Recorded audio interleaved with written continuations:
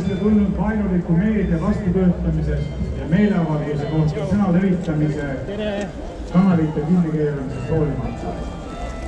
Tervitan nii neid, kes on vaktsineeritud, kui ka neid, kes ei ole.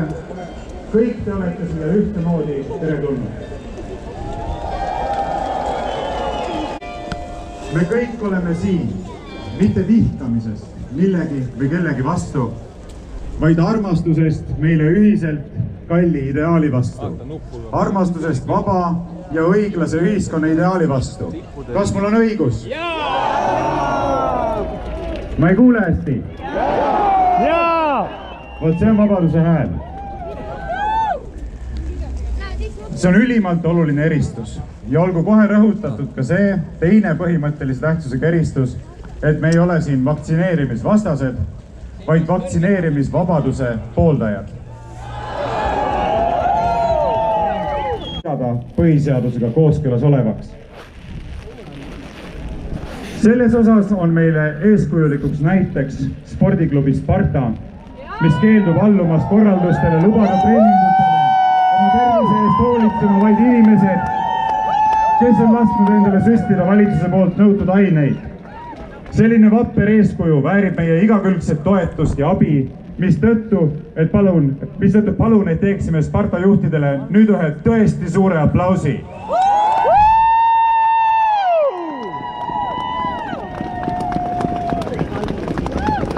Sparta näitab eeskuju, teised järgnegu. Eelnevaga seonduvalt peame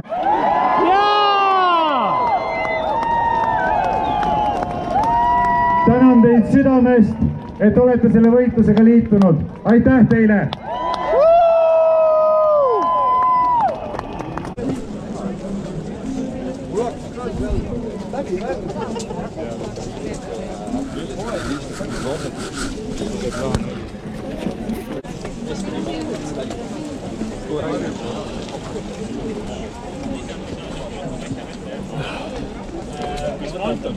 Ei, ma võtan ta. Näiteks kui üks võtab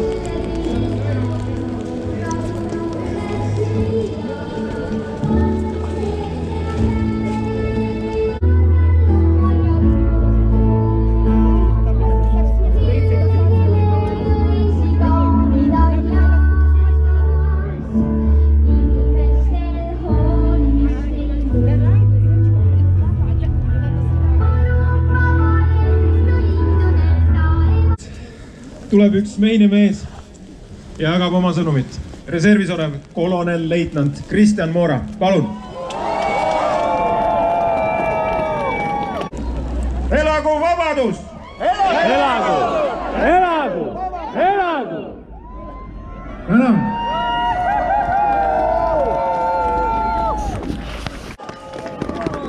Peavoolumeedias ollakse nõutud, miks osad inimesed ei usalda ametivõimude juttu.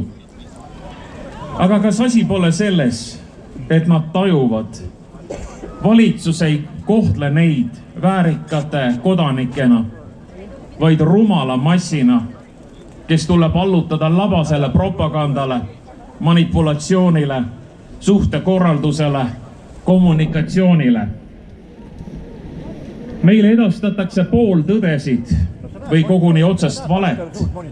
Vasitakse statistikaga, et kujundada massides nii-öelda õiget valitsusele sobivat arvamust. Soovin, et oleme teineteisele toeks ja otsime lahendusi, mis sobiks erinevate inimeste vajadustega. Aitame teineteist oma õiguse eest seista.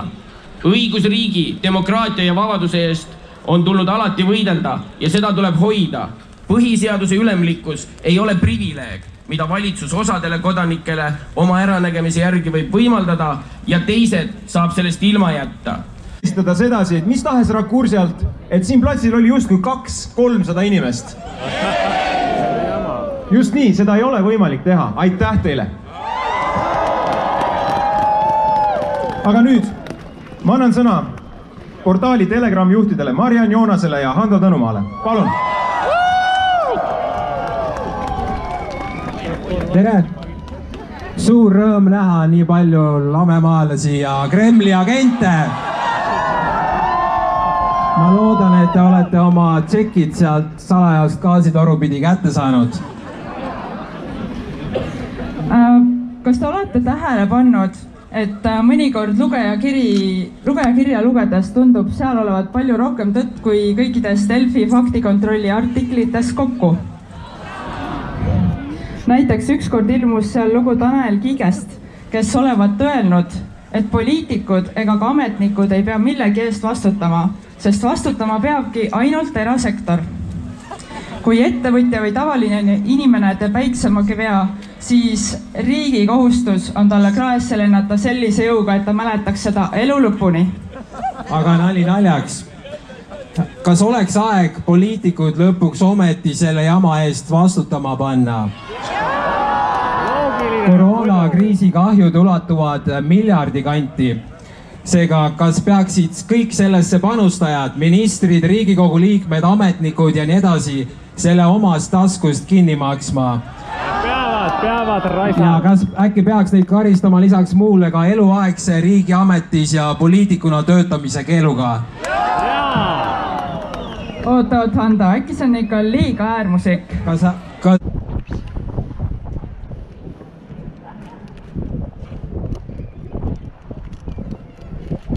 Teenimine muutub aina raskemaks ja vabadele inimestele peatselt võimatuks. Inimesed jäävad sõltuvaks, nad pannakse fakti ette, aga ei, kõik on vabatahtlik. Sa ei oma mitte midagi, sul ei ole mingit privaatsust ja sa oled õnnelik. Seda üritavad meile need globalistidest psühhopaadid väita. Jeff Bezos ja teised tegelased on rikkamad kui kunagi varem. Ka siin Eestis ei osta meie maad ja metsa kokku eestlased. Selle ostavad kokku jõukad ametnikud ja välisinvestorid. Need maad ja metsad, meist saavad orjad omal maal, eluaegsed rentnikud ja sõltlased omal maal. Loen neid seaduseelnõusid ja judin jookseb üle selja, kui näen, millised võimalused meie varade hõivamiseks õhku jäetakse. Jah, tahetakse jätta alles vaid need, kes tõstavad käsukorras relva, vajadusel ka oma rahva vastu. Loen kommentaare sellest, kuidas meid terveid ja valikuvabadust pooldavaid kodanikke tahetakse panna juba kinni Virumaa kaevandustesse. Kuhu me oleme jõudnud? Jaga ja valluta. See on iidne strateegia. Meile koertele visatakse kont ning me kisume teineteist lõhki. Ühiskond on killustatud. On teid näha siin.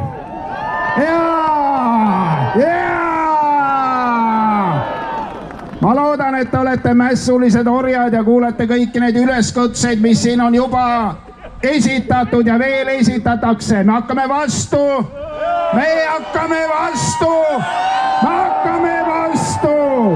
Me ei kuula ühtegi lurjust, me ei kuula ühtegi ajalehe valet, ühtegi Kaja Kallase valet, ühtegi haige arsti valet, mitte kunagi enam.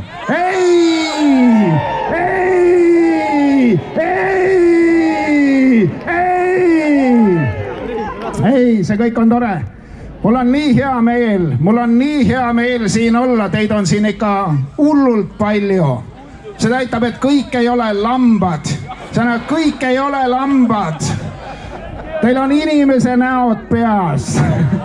Ma ei näe kunagi inimese nägu lehes, telekas ega plakatitel, aga siin ma näen inimesi. Teate, kui hea see on? See on sama hea kui päikeseloojak või päikesetõus või mõni katastroof, mis ootab ees lurjuseid. Ma loodan, et pange see oma posttasti peale. Valetab. See Raibe valetab jälle. See on esimene asi. Vabadust ei tule, kui te usute valesid.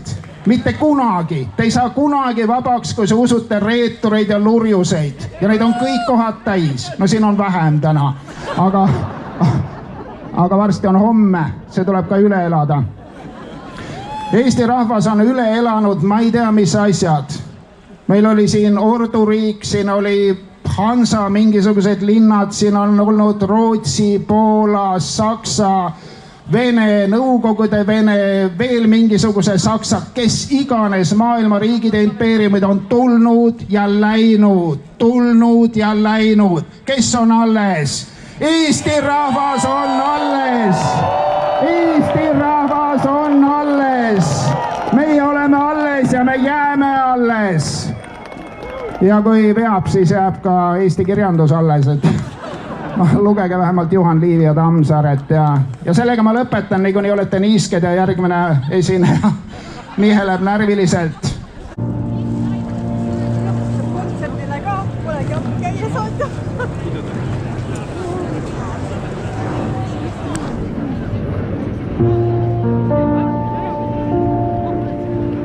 Muusika Emma Johanna Lepasoo, sõnad Rainer Vilu.